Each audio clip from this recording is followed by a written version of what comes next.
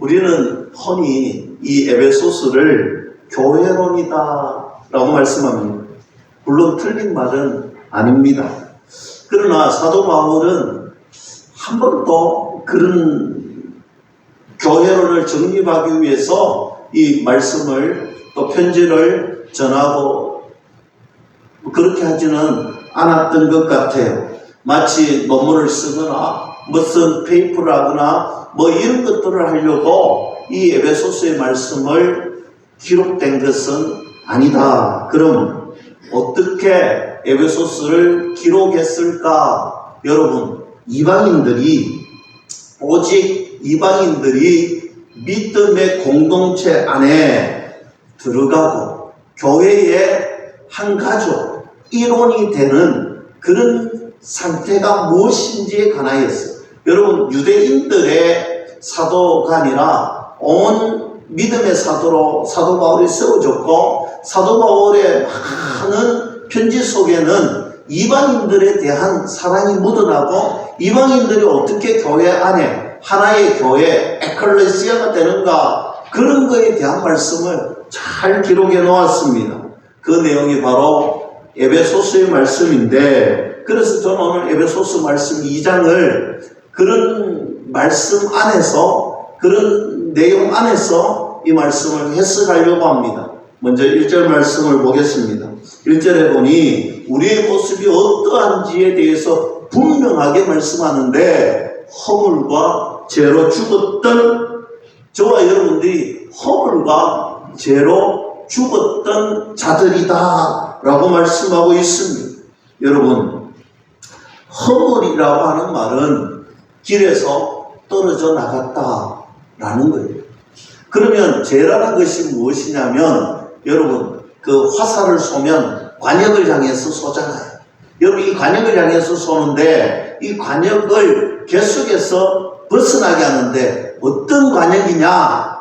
하나님을 향하여서 가는 우리를 계속해서 비켜나가도록 하는 것, 그것이 무엇이냐? 바로 죄라는 것. 죄는요, 우리가 하나님 앞을 향해서, 하나님 안에 향해서 걸어가고, 그것을 향해서, 하나님이라는 것을 향해서 걸어가는데 계속해서 비켜나가도록 만드는 것이 무엇이냐? 죄라는 것입니다. 그래서 이 죄라는 것은 항상 꼬리표처럼 달고 있는 단어가 있는데, 그 단어가 무엇이냐면 실패라는 단어. 여러분, 실패라는 단어가 이 죄 가운데 있다는 거예요. 그래서 하나님 그 관역에 맞추기 위해서 우리가 노력하지만 이 죄가 비켜가게 하고 실패하도록 만든다는 것입니다. 여러분, 그렇잖아요. 우리가 돌아보면 좋은 부모가 되고 싶었습니다. 그렇지 못했잖아요. 좋은 자녀가 되고 싶었는데 그렇지 못했습니다. 좋은 교사가 되고 싶었는데 그러지 못했어요. 여러분, 우리가 좋은 직장 상사가 되고 싶은 마음이 있었는데 돌아보니 실패했습니다. 좋은 이웃 사촌이 되려고 했는데 돌아보니 실패하더라는 것입니다. 그 원인이 어디에 있느냐 봤더니 실패했던 원인이 분명합니다. 죽었다라는 거예요. 여기서 죽었다라는 것은 우리의 육체가 죽었다라는 의미가 아니라 우리의 영혼이 영적으로 이미 죽었기 때문에, 죄 가운데 있기 때문에 우리 인생은 실패할 수밖에 없는 그런 인생이었다. 여러분, 영적 죽음은요, 하나님과 나와의 분리되었다라는, 하나님과 나와 분리되니 하나님이 나와 함께 하시지 않으니 우리는 늘 실패하는 인생을 살 수밖에 없었다는 거예요. 뭐가? 죄가 우리 가운데 들어오니 우리는 실패하고 허물치고 죄 가운데 살 수밖에 없는 그런 인생이다. 그래서 우리는요, 세상 풍조를 따라가는 사람이었다. 성경은 그렇게 이야기합니다. 여러분, 세상 풍조가 무엇입니까? 세상의 가치관이 있잖아요. 여러분, 세상의 가치관을 좀 더 쉽게 설명하면 그런 것이죠.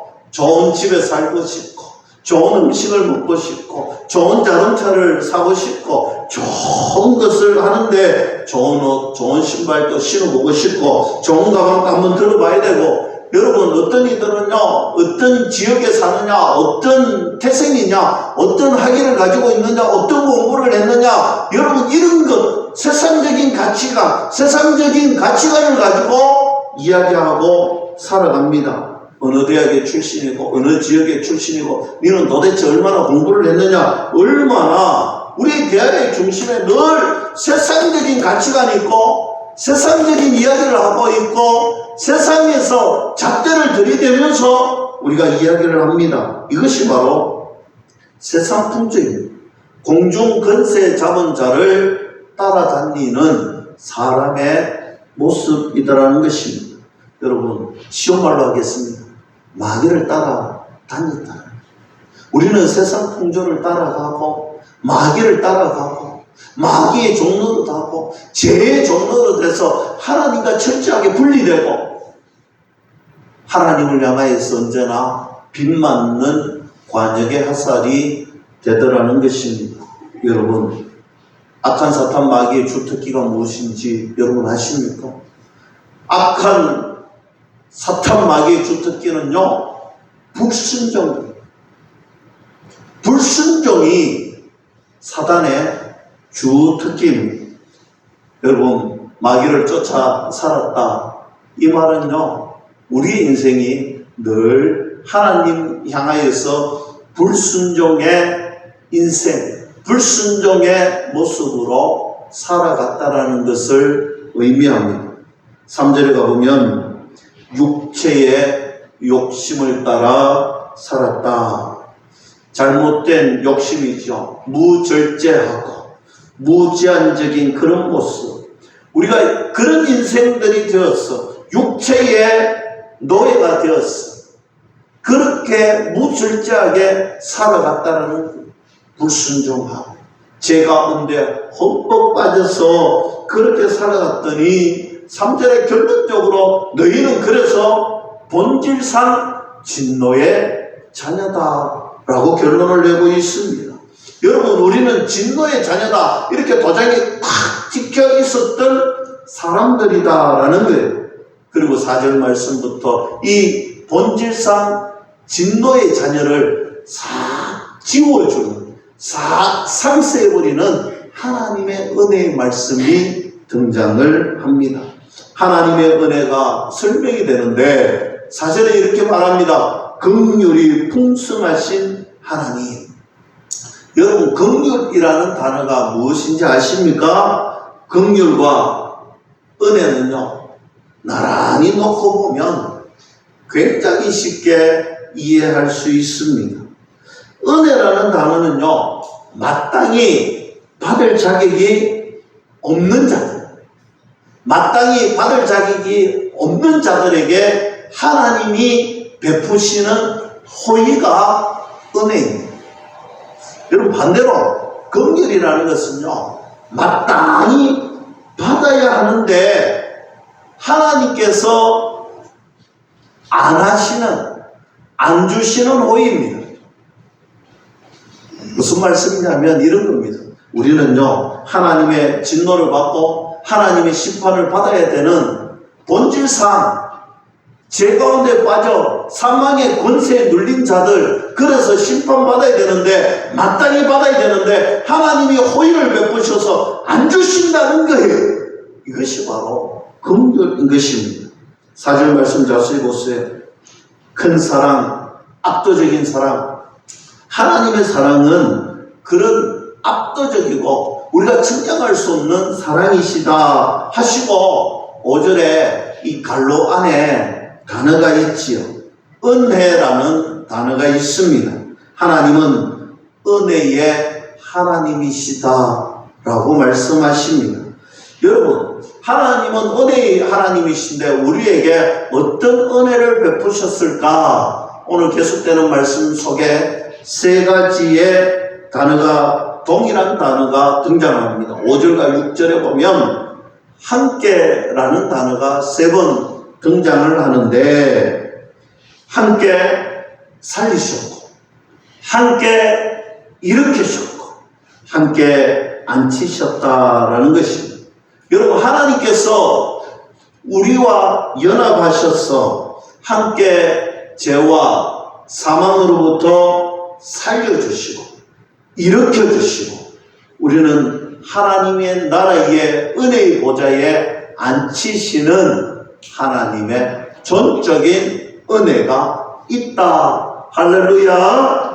여러분, 그 말씀을 하고 계십니다. 믿겨지십니까? 여러분, 이 말씀이 여러분 가슴 속에 믿겨지십니까? 얼마나 놀라운 은혜입니다. 그런데 이 세 가지가 여러분 헬라어 원어에 보면 부정과거형으로 쓰여져 있습니다. 여러분, 어떻게 될 것이다 이런 미래형이 아니라 이미 부정과거형, 이미 이루어졌다라는 거예요. 이미 하나님께서 하셨다. 종지부를 딱 찍어 놓은 말씀이더라는 것입니다. 그래서 우리 모두는 하나님의 은혜로 말미암아 예수 그리스도와 통하여 연합하여 이미 하나님 나라 보좌에 하나님의 자녀로 이미 인치시고 불러주시고 그곳에서 영원한 삶이 보장되어 있다. 이 말씀인 것입니다. 사랑하는 성도 여러분, 이것은요 이때 성경 한 시기에만 적용되는 것이 아니라는, 지금 우리의 과거에도 그리고 앞으로 일어날 모든 일 가운데서도 적용이 되는, 전 시대가 적용이 되는 하나님의 놀라운 은혜다. 믿을 수 있기를 축복합니다. 이 놀라운 부분이 그럼 어떻게 우리 개개인적으로 적용이 될까? 8절에서 말씀합니다. 여러분 8절 말씀 보세요. 너희는 그 은혜에 의하여 믿음으로 말미암아 구원을 받았으니 이것은 너희에게서 난 것이 아니요 하나님의 선물이라 했습니다. 여러분, 여기서 정말 중요한 말씀이 나옵니다. 그 은혜에 인하여 믿음으로 말미암아 구원을 받았다. 여러분, 우리 구원의 원인, 근거가 무엇이냐면 전적인 하나님의 은혜였다라고 말씀합니다. 다만 여러분, 이 전적인 하나님의 은혜가 우리를 구원에 이르게 했는데 어떤 도구가 사용되어졌느냐? 믿음이라는 도구가 사용이 되어졌다. 성경 그렇게 이야기합니다. 그리고 8절 하반절 말씀에 이것은 하나님의 선물이다. 여러분, 이 믿음이라는 것이 하나님께서 저와 여러분들에게 선물로 주셨다. 믿을 수 있기를 축복합니다. 이 믿음의 선물을 받은 우리는 여러분, 우리가 믿음의 자리에 이르기까지 하나님께서 한 사람 한 사람에게 예비적인 은총을 주시는데, 여러분, 이 예비적인 은총은요 우리가 믿음의 자리로 갈 수밖에 없도록 하나님께서 환경을 조성해 주시고 우리를 그 은혜의 속으로 몰아가시고, 여러분, 우리는요 정말 타락한 인생이고 하나님과 분리되고 육신 냈던 내 마음대로 살아가려고 하는 그런 마음이 있는데, 그런 재성이 가득한데, 그럼에도 불구하고 하나님께서 예비적 은총으로 우리를 몰아가시는데, 은혜의 자리로 몰아가시고 하나님께서 믿음을 주셔서 하나님이 우리를 믿지 않고는 이 믿음이 우리 가슴 속에서 활활산같이 타올랐어. 여러분, 우리를 그 은혜의 자리로 끝까지 몰아가시고 일으키시고 세우시고 그렇게 가신다라는 말씀입니다. 그래서 하나님께서 우리에게 이 믿음을 선물로 주셨다라고 말씀하시는, 믿음은요 선물입니다. 하나님이 주시는 은혜의 선물입니다. 그래서 9절에 보면 행위에서 난 것이 아니니 자랑할 것이 없도다 했습니다. 여러분, 우리가 구원에 대해서, 구원이라는 그 단어 앞에서는 우리가 손톱만큼도 자랑할 것이 없다. 성경은 이렇게 말씀하고 있어요. 여러분, 우리가 무슨 고행을 잘했어, 여러분, 우리가 선한 일을 많이 해서, 여러분, 아니에요. 구원에 관해서는 우리가 손톱만큼 자랑할 것이 없는데, 그러나 우리가 하나님의 믿음의 선물로 받은 그 은혜의 감동과 감격이 우리가 하나님의 자녀답게, 빛의 자녀답게, 소금의 사명을 간직한 자답게 살아가려고 애쓰고 노력하고 발버둥치는 거예요. 믿음을 선물로 받았으니 믿음의 자리에서, 은혜의 자리에서 하나님의 자녀답게 살아갈 수밖에 없는 거예요. 그러면 우리가 1차적으로 나타나는 것이 분명하게 있습니다. 우리의 입술이 감사가 넘칠 수밖에 없는 거예요. 여러분, 오늘 이 시간에 이 자리에 있는 것도 우리가 얼마나 감사한지 여러분 감사가 넘치는 줄로 믿을 수 있기를 축복합니다. 여러분, 그래 우리의 입술이 감사. 여러분, 우리의 입술이 우리가 고백할 수 있는 단어가 감사밖에 없는 것입니다. 그리고 사도 바울은 이렇게 말씀하시면서 10절에 일단락을 짓습니다. 우리는 그가 만드신 바, 여러분, 만드셨다. 이 포이에바라는 단어는요, 글작품이라는 단어예요. 하나님께서 우리 한 사람 한 사람을 글작품으로 만들어 주십니다. 하나님께서 우리의 인생을 만들어 주시고 우리가 살아가는 그 인생의 여정 속에 은총 주시고 그 은혜를 믿음으로 받아들일 수 있는 마음도 하나님께서 주셔서 하나님의 자녀답게 살아가는 그 자리에 이르기까지 하나님이 이끌어 주시고 세워 주시고 만들어 주신다. 하나님의 손길 안에 있는 믿음의 글작품들이다. 믿을 수 있기를 주님의 이름으로 간절히 축원합니다. 여러분, 한번 고백합시다. 나는 하나님의 글작품이다. 우리 한 번 더 옆 사람 보고, 당신은 구원받은 백성임에 틀림이 없습니다.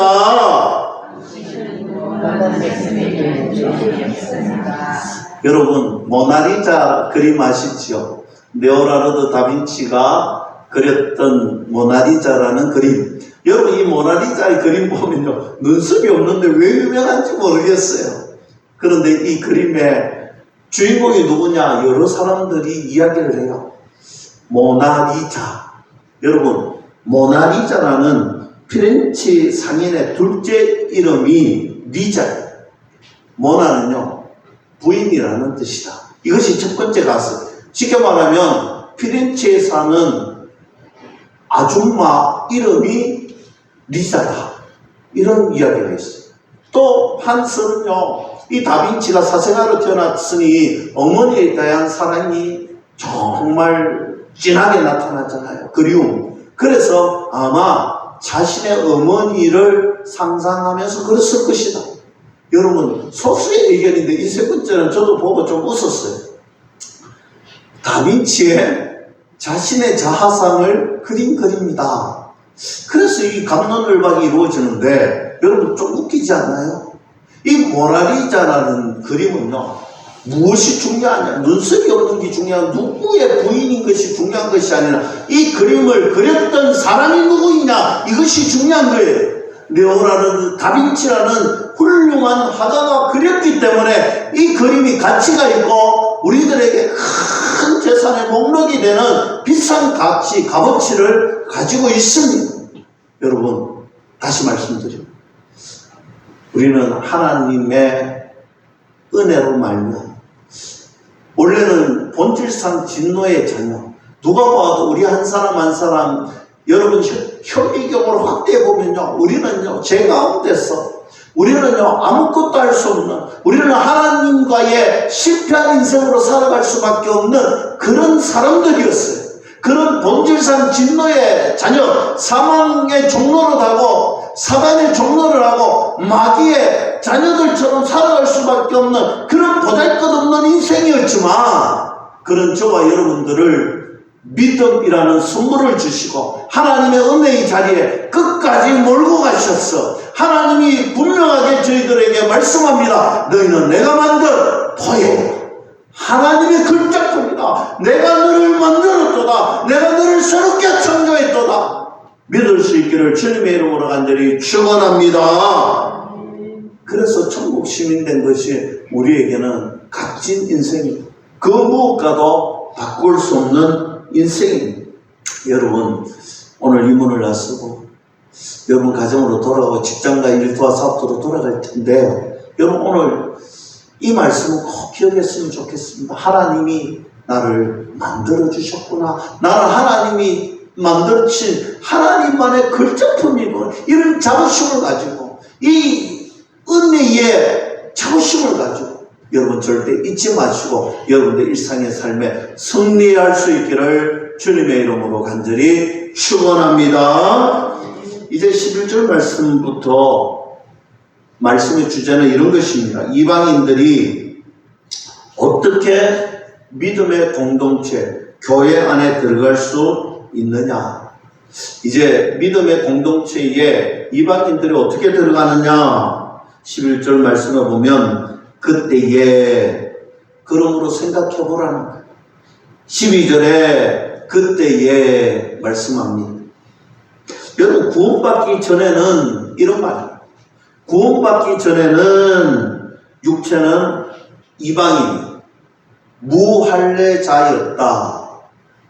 전에는, 구원받기 전에는 그랬는데 12절에 보면 그때에 그리스도 밖에 있었고 이스라엘 나라 밖에 있었고 약속의 언약들에 대해서는 철저하게 소외된 자들이 바로 이방인이었다. 그래서 세상에는 소망이 없는 자들이다 라고 말했던 이들이 이방인들이었습니다. 철저하게 소외된 인생, 구원받기 전에는 소망이라는 단어가 없는 인생, 그런 인생으로 살아갔던 그들이 13절에 보세요. 이제는 여러분 구원받고 난 다음에 이야기를 이제 시작합니다. 13절 말씀 봅니다. 이제는 전에 멀리 있던 너희가 그리스도 예수 안에서 그리스도의 피로 가까워졌느니라. 여러분, 전에 멀리 있던 이란 말과 가까워졌느니라는 말은 한글 성경에는 떨어져 있는데 헬라어에는, 원어에는 한 단어로 붙어져 있습니다. 딱 붙어져 있습니다. 문해적으로 전에는 멀리 떨어졌는데 지금은 가까이 있다라는 표현입니다. 여러분, 누구와 가까워졌느냐? 하나님과 내가 전에는 멀었는데 지금은 가까워졌다라는 거예요. 무엇으로? 예수 그리스도의 보혈의 피로 우리가 가까워졌다. 여러분, 그러면 예수님의 피가, 보혈의 피가 무엇이기에 우리가 가까워질 수 있느냐라고 질문을 던질 수 있습니다. 그때 14절에 그는 우리의 화평이신지라. 예수님 자체가 화평이시다라는 거예요. 예수님께서 화평하신 보혈의 피, 능력이 우리를 하나님과 나 사이에 관계를 가까워지게 하셨고, 막혔던 담을 허물어 주셨다. 여러분, 막혔던 담을 자기의 육체로 허시고 했습니다. 여러분, 이 말은 유대인들과 이방인들이 예루살렘의 성전의 이야기입니다. 예루살렘의 성전은요, 여러분 우리처럼 이렇지 않고요. 성전은요, 마당도 있고 뜰도 있고 예배드리는 공간도 있는데, 여러분 축구 경기장 아시죠? 여러분 한 번씩 가보면 축구 경기장 보잖아요. 월드컵 경기장, 이 축구 경기장인데 이 경기장의 크기가 예루살렘 성전이 약 22개가 있어야 될 만큼 큰 크기가 예루살렘 성전이었어요. 여러분, 예루살렘 성전의 큰 크기 안에 많은 공간을 차지하는 것이 이방인의 뜰이라는 것입니다. 이 이방인의 뜰이라는 것은요, 이방인도 유대인들도 많은 사람들이 함께 공간을 사용할 수 있는 공간인데 가장 큰 공간이었습니다. 그런데요, 이 이방인의 뜰에서 1m 50 정도 되는 담이 있습니다. 이 담 너머에는요, 유대인들만 들어갈 수 있는 공간이 있습니다. 이방인들은 들어갈 수가 없어요. 들어가면 죽습니다.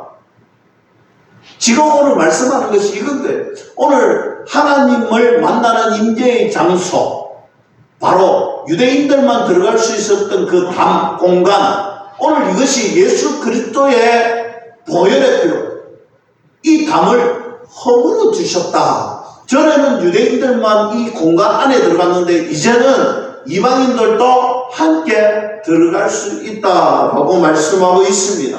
그리고 우리 사이, 하나님과 나 사이를 가깝게 하였느니라 했습니다. 뿐만 아니라 15절 말씀에 에베소서의 가장 핵심적인 단어와 용어가 등장을 하는데, 한 세 사람을 지어라는 말이 있습니다. 이 용어가 굉장히 중요한 용어입니다, 여러분. 한이라는 말은 하나 되게 하셨다라는 말. 하나 되게.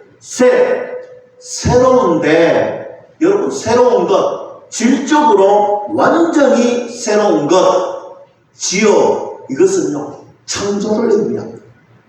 다시 말씀드립니다. 그냥 우리를 대충 수리해서 대충 AS에서 사용한 것이 아니라 완벽하게, 완전하게 새로운 재창조를 통하여서 하나 되게 하셨다. 새 인류, 하나 되는 공동체 사람을 만들어 주셨다. 여러분, 교회의 가치는 바로 이런 것입니다. 교회는요, 하나님께서 친히 새 인류, 새로운 창조를 통하여서 새로운 완전히 바뀌어지는 하나님의 사람으로, 여러분, 본질상 진노의 자녀에서 이제는 교회는 완전히 하나님의 사람, 하나님의 자녀, 믿음의 공동체로 만들어 주셨다라는 것입니다. 그래서 교회가 어떤 곳인지 이제 16절 이하에는 교회가 어떤 곳인지 말합니다. 16절에 보니 또 십자가로 이 둘을 한 몸으로 하나님과 화목하게 하셨다. 하나님과 화목하게 하는 존재가 교회라는 거예요. 그리고 17절에 또 오셔서 먼데 있는 너희에게, 먼데 있는 사람은 이방인을 가르칩니다. 평안을 전하시고, 가까운 데 있는 자, 유대인을 가르칩니다. 유대인들에게 평안을 전하셨으니 이제 이방인과 유대인이 하나 되었어. 여러분, 온 인류가 하나 되었어. 어떤 장벽도 어떤 담도 없이 가까워졌던 하나 될 수 있는 공간, 그것이 교회라는 거예요. 여러분, 교회는요, 믿는 사람, 믿지 않는 사람, 예수님을 통하여서 하나 되게 하는 공간, 그래서 교회가 중요한 것입니다. 그리고 18절에 성령 안에서 아버지께 나아감을 얻게 하십니다. 여러분, 하나님께 나아갈 수 있는 공간이 교회라는 거예요. 여러분, 그래서 중요한 거예요. 하나님을 만나고 하나님과 교제하고 하나님께 나아갈 수 있는 그런 공간 자체가 교회다. 여기서 나아간다는 것은 프로사고겐이라는 단어인데요. 여러분, 이 헬라어는요, 프로사고게라는 단어에서 유추되는데, 프로사고게라는 직분입니다. 어떤 직분? 왕을 만나려면 검사해서 이 사람은 된다 안 된다 하는 직책이 바로 프로사고겐이, 왕 앞에 나아가기 전에 있는 마지막 최종적으로 판단하는 직분을 가진 왕과 가장 가까운 사람이 프로사고계라는 직책인데, 여러분, 오늘 프로사고계 교회는요, 예수님을 통하여서 하나님과 나와의 직접적인 만남, 교제가 이루어지는 것이다. 그래서 교회는요, 하나님과 전적인 대화, 교제가 가능한 것입니다. 오직 예수님의 이름으로 나아가는 거예요. 여러분, 그래서 저는요, 기도하자. 여러분, 예수님 믿는 사람만 기도할 수 있습니다. 아멘이시죠? 예수의 이름으로 기도해야 하나님께 기도가 상달됩니다. 그러면 믿음이 없는 사람, 교회에 나오지 못하는 사람, 하나님의 이름, 예수님의 이름으로 기도할 수가 없습니다. 왜요? 하나님의 선물, 은혜라는 선물, 믿음이라는 선물을 받은 자들만이 가능하기 때문입니다. 그래서 믿는 사람만이 할 수 있는 것이 기도는요, 그래서 특권입니다. 믿을 수 있기를 축복합니다. 그리고 19절에 동일한 시민이요 하나님의 근속이다. 여러분, 우리가 좀 서로 좀 못나 보여도요, 우리는 다 하나님의 한 근속, 한 시민, 한 가족인 줄로 믿을 수 있길 축복합니다. 여러분, 솔직히 교회 와보면요, 신앙생활 하다 보면요, 가까운 사람들끼리 마음 아프고 상처 있고 원망하고 저주하는 경우가 가끔 생깁니다. 뭐 우리 교회 이야기는 아니지만, 그런데 생각해 보세요. 잠깐 싫다고 원망하고 그렇게 살면 안 됩니다. 왜? 우리는 한 가족인데 어떤 한 가족? 영원한 생명을 누리는 하나님 나라의 한 가족입니다. 하나님 나라가 얼마나 부끄럽겠어요. 여러분, 지금부터라도 가장 가깝고 가장 사랑하는 그런 가족들이 될 수 있기를 주님의 이름으로 간절히 축원합니다. 서로 사랑하십시오. 서로 용서하십시오. 서로 염려하십시오. 그러면 됩니다.